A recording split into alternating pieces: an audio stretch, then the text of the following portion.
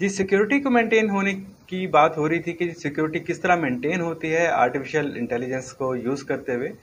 तो ये बहुत सिंपल सा है कि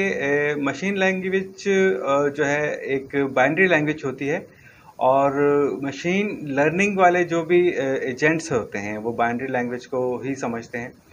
तो जिस जगह हवाई अड्डे के ऊपर या ट्रेन्स के ऊपर या कहीं पर भी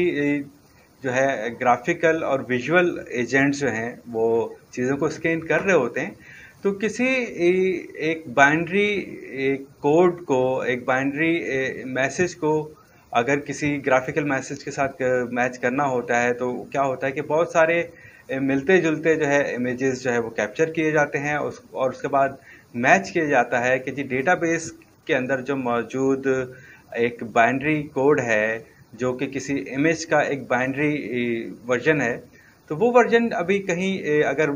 कहीं किसी शक्ल से या किसी ऑब्जेक्ट से मैच होता है तो ये एक अलार्म जनरेट होता है कि जी जिस चीज़ को आप ढूंढ रहे हैं वो पूरे शहर में किस जगह के ऊपर पाई जाती है या कब उसको कहाँ पर देखा गया। तो ये एक जो फैक्टर है कि किसी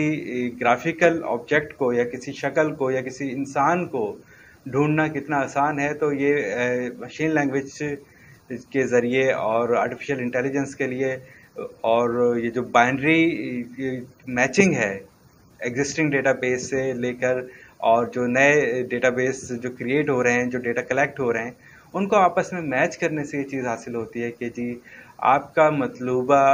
ऑब्जेक्ट, मतलूबा शख्स जो है इस वक्त या किस वक्त कहाँ पर देखा गया। और ये बाइनरी मैचिंग से जो है ये पॉसिबल हुआ। बहुत ज़रूरी एलिमेंट है उसके लिए कि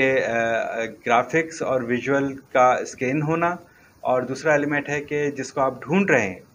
उसका बाइनरी इमेज आपके पास होना। तो ये चीज़ें जो है पॉसिबल की हैं मशीन लैंग्वेज ने, मशीन लर्निंग ने और आर्टिफिशियल इंटेलिजेंस ने। तो मज़ीद जानते हैं कि इस फील्ड में और इस टेक्नोलॉजी में और क्या है और ये हम कहाँ पर खड़े हुए हैं और कितना हम इस चीज़ को इस्तेमाल कर रहे हैं इस वक्त, और ये इस टेक्नोलॉजी से हमारी ज़िंदगी में कितनी सहूलतें बढ़ गई हैं। Thank you.